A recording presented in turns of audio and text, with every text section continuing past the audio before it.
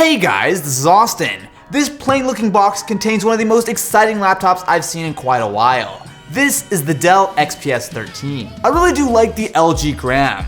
So I've already done a full video on this. What's nice is that when I'm at the office, I can plug it in via USB-C to a monitor and use it like a desktop for stuff like email and notes. And when I'm on the go, not only does it have some of the best battery life I've ever tested, but it's also super lightweight and portable. That's where the XPS 13 comes in.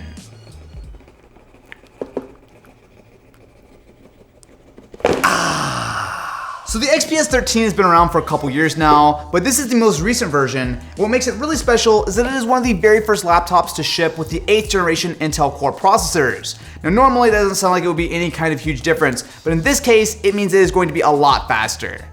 At least I hope so. One of the nice things about the XPS 13 is that it actually is made out of aluminum, and I can immediately tell that while it is definitely a little bit heavier than the Gram, it feels really substantial. Pop this guy open, and one of the first things you're going to see is the fairly large 13.3-inch display and a very, very small chassis. So when the XPS 13 first came out, this sort of bezel was really impressive. Now it's getting a little bit more common, but it still looks really nice. The outside of the XPS 13 is all aluminum, but on the inside it has this carbon fiber finish. It actually feels pretty good. It almost feels a little bit more rubbery than you would expect out of carbon fiber, but it's nice and comfortable. There's also a nice selection of ports. So not only do we have our power end, but we also have a Thunderbolt 3 port, which you can also use to power the laptop, a USB 3.0 port, headphone jack, as well as the battery indicator, which looks like it's dead, which is cool. And if we flip it over to the other side, what you're going to find is another USB 3.0 port as well as a full-size SD card reader. Having that Thunderbolt 3 port is nice, as not only does it double as a USB-C port, but you can also do stuff like connect a 4K monitor to it, accept power in, and in theory you could connect it to an external GPU for better gaming performance, although unfortunately it only uses 2 lanes of PCIe, which means that that's probably not going to be a great idea. It will get bottlenecked. The display is 13.3 inches with a 1080p resolution, but it is not a touchscreen. If you want that, you have to upgrade to the 1800p model, which is a lot more expensive. Now I actually like 1080p as I feel like it's a good sort of sweet spot between screen resolution as well as battery life, and this panel is decent.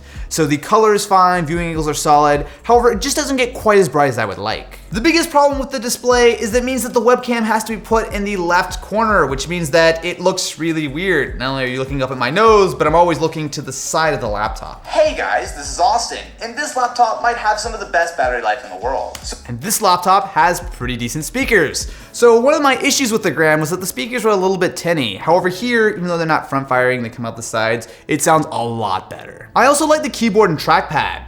So the keyboard has nice spacing, the feel is good, and it's backlit, and the trackpad uses Windows Precision drivers. So no, it's not quite as good as something like a glass trackpad on a MacBook, but it is right up there. My only real issue is that to get a touchscreen, you have to pay another $350, which to me is kind of hard to justify. What really makes this new XPS 13 stand out though are those 8th generation core processors. Now, typically when you go from one processor to the next as far as generations go, it's usually not a huge difference. But with this guy, we're going from dual core processors to quad core, and in a small, thin and light laptop like this, that makes a huge difference. This XPS 13 is powered by the i7-8550U. So the base clock is 1.8 gigahertz, but it's almost always above that, as you guys will see in a minute, and it can turbo all the way up to 4 gigahertz. Now that's backed up by 8 gigabytes of RAM and a 256 gig NVMe SSD. Run this guy through Geekbench, and I legitimately had to triple check my results. Not only is this one of the fastest laptops I've ever tested as far as single-threaded performance goes, but even with multi-threaded, it is right up there with high-end Core i7s from gaming laptops of last year. One thing to keep in mind is that this is still a 15-watt processor.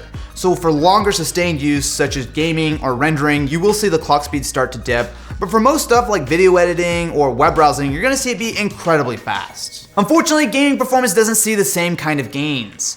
So here on Rocket League, we're getting anywhere between 40 to 50 frames per second at 720p quality, which is fine for lighter titles, but it's really not going to see a major benefit over something like Skylake or KB Lake. Under normal usage, the laptop is basically silent. However, once you fire up something like a game or some video editing, you'll see that the fan does get a little bit noisy. Dell claims that you can get 13 hours of battery life streaming video and about 22 hours of light usage, which might be a little bit of an exaggeration, but with a 60 watt-hour battery, it should absolutely last you all day. There is a lot to like with the XPS 13.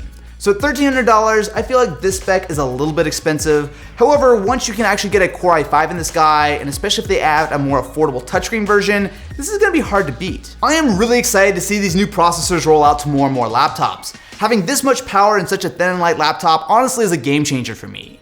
So what do you guys think about the XPS 13 as well as these new 8th gen processors? Let me know in the comments below and I will catch you in the next one.